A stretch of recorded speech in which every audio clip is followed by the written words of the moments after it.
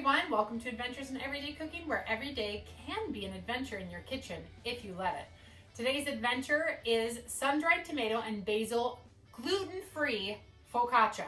Now, before you turn this off, if you are not gluten-free, you can still make this recipe. Just use your regular Joe average flour. But I'm here to report to you gluten-free folks that this is an amazing recipe for you. So without further ado, let's get started. So first I have 2 cups of gluten-free flour. I am using the Cup for Cup gluten-free flour from the Cup for Cup brand, and it has flaxseed in it. Then we are going to add to it 1/2 teaspoon of salt, 1 teaspoon of Italian seasonings. Now this is where it's really up to you. You can use any Italian seasonings you want. I'm just using a store-bought one that we buy in bulk, but you can use absolutely any Italian seasonings that you have, or any seasonings for that matter. All right, and we're gonna give that a little stir. Okay, and I'm gonna set that aside. All right, now let's do our yeast. So we're gonna take a thermometer and we're gonna check our water temp, and as long as it's about 110, this says 109, that should be okay. We are gonna add 1 teaspoon of sugar, and then we are going to add 1 1/2 teaspoons of yeast. All right, and then we're just gonna give that a little stir, and we're gonna let that bubble and froth and come alive. And the sugar is just to feed it, to make sure that it wakes up and is happy. Especially with gluten-free bread, we want happy yeast, because already we have some things stacked against us, don't we? All right, so once you think that is good and stirred in there, we're just gonna let that sit and froth for a few minutes. All right, and while that's frothing, we are gonna come back to our dry ingredients. We're actually, ooh, you can already see it's bubbling. So at least a few of them are waking up.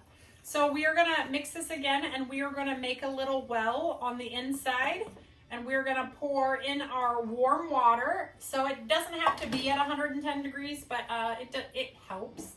And then we're gonna pour in our oil. And then we're just gonna start to mix it just a little bit. Just like that. And don't mix it all the way in yet, because we want to make sure to mix that in. I want that to get nice and frothy before we add it in, which it's almost there. All right, now that that's nice and frothy, we are gonna go ahead and pour it right in. And then we are gonna work this dough until everything is combined. And that may mean I need to use my hands. Sometimes I do and sometimes I don't. So, all right, ooh, you could already smell that yeast waking up and being all beautiful. All right.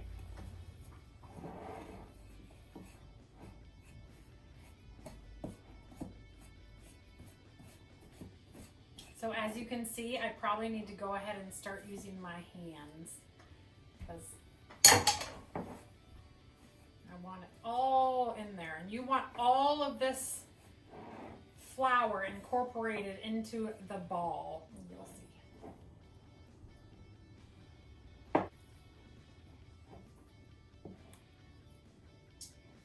If for some reason your dough doesn't come together, like it's still too crumbly and it's not pressing into a ball, add teeny tiny bits more water or oil and nothing more. So like we're talking like 1/8 of a teaspoon, 1/4 teaspoon, stuff like that, because then you'll see it'll just push right together with just a very small amount. But that seldom, if ever, happens.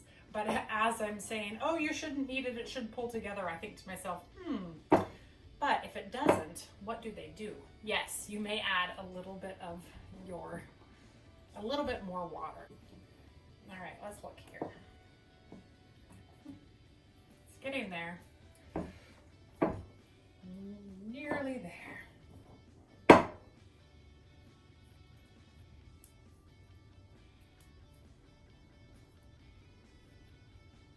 right.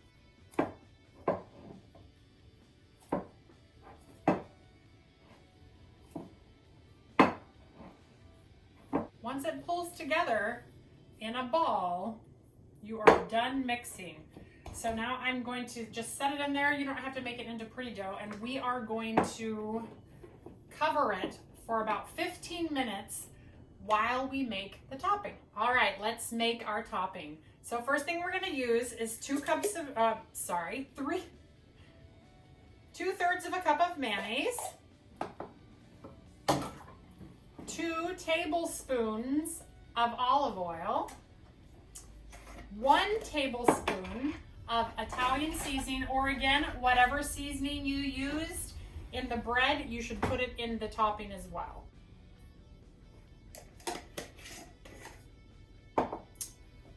1 tablespoon of basil, or 1 teaspoon of dried basil. Now I'm using organic basil and tomato paste that you can, it's puree that you can buy in the grocery store in the refrigerated aisle next to the produce. And I find it stays fresh much longer because it's in a tube. So we're gonna use a tablespoon of both.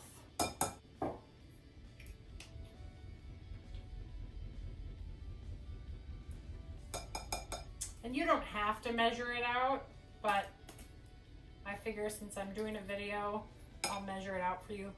Honestly, I don't usually measure it out, but I figured since I'm doing a video, I should probably show you how to measure it out. Not that you can't figure that out for yourself, but anyway. All right, so we're gonna give the oils and the herbs a good mix, just so that when we add the cheeses, they will not clump to just one piece of cheese. So mix thoroughly.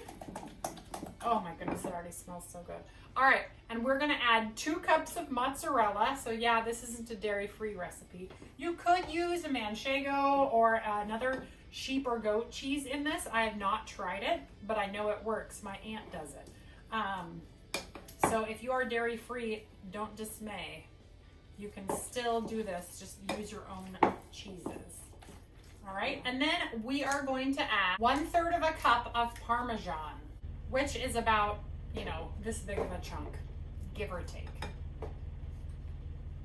And I'm gonna do it on the little side just so it incorporates easier.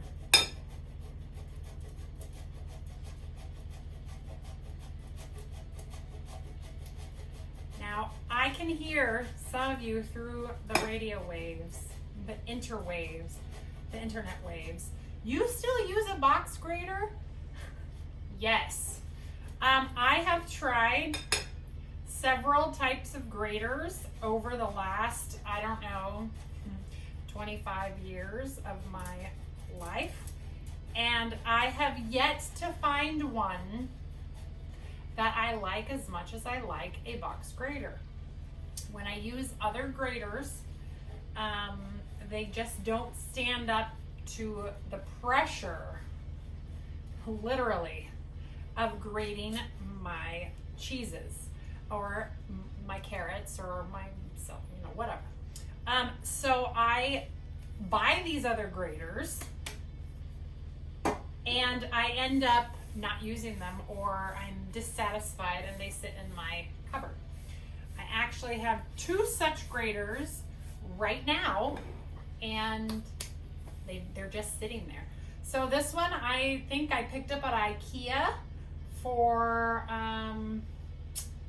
like $3, $4, and I haven't had to replace it since I picked it up probably 7 years ago.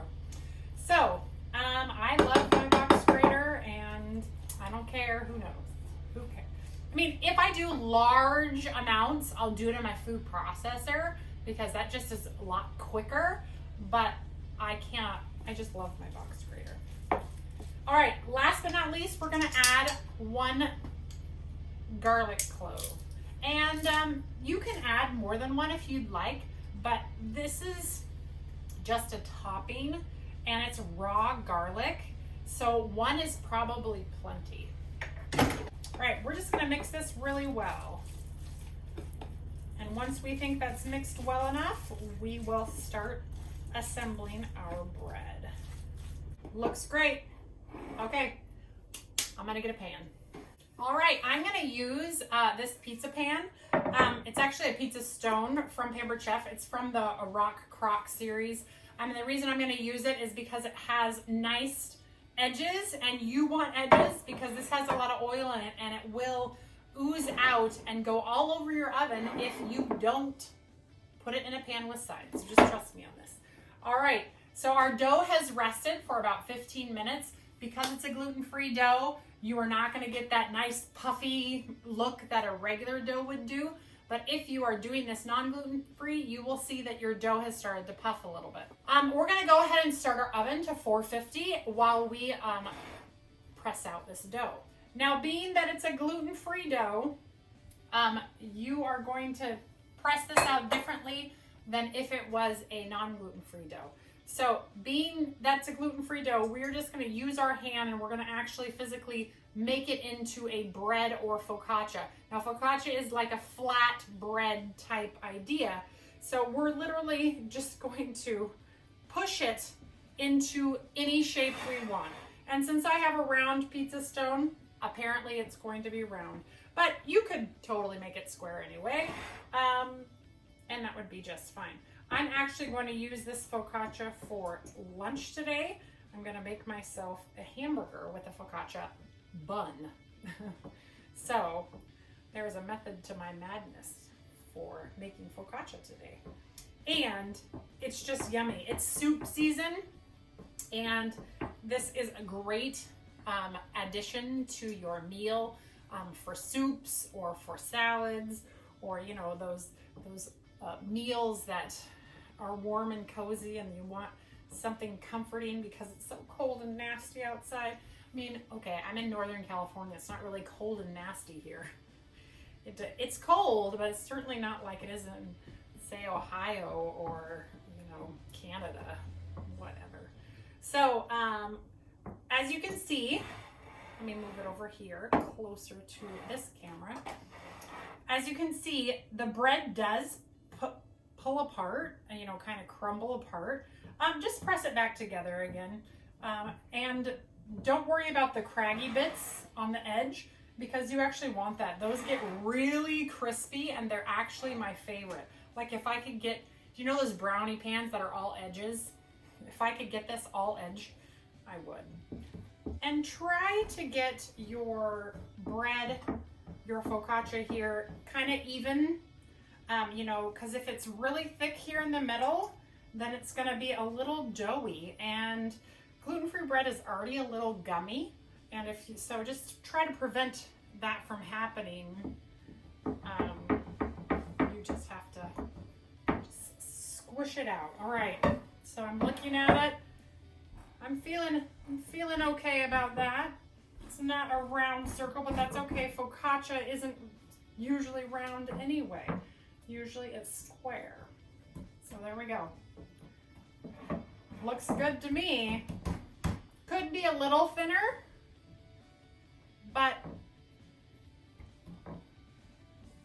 I'm good. All right, so now we're gonna take our topping. I'm gonna give it another little mix just to ensure that I did mix everything up, and we are gonna plop our topping right on top. Yes, before we cook, we are gonna put the focaccia topping on the top.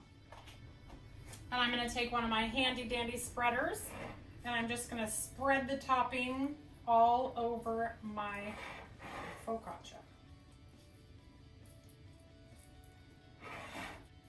And it's gonna look thick. Don't you worry.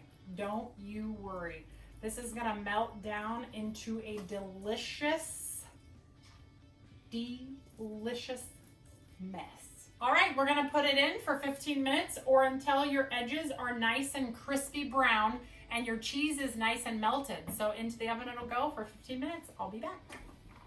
All right, it came out of the oven about 15-20 minutes ago, but I had to run to get a kid from school, so now it's cool to the touch.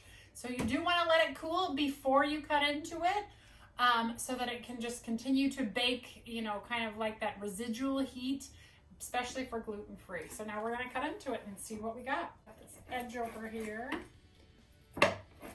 And it's focaccia, so you're not going to cut it like a regular bread. You're kind of cutting it like something delicious. And then we're just going to pull up a piece. Oh, I just love focaccia. This is like crack right here. So delicious. Oh man. And these edges, the crunchy bits of edge. So good. I don't know if you can see up close very well, but lots of good cheese, good bread. It's not like regular bread because it's gluten free, but it is so good. All right, you guys, that's it for me. Thanks for watching. If you enjoyed this video, please give it a like and please subscribe so you'll always know when there's another video. Until next time, adventure in your kitchen. Bye.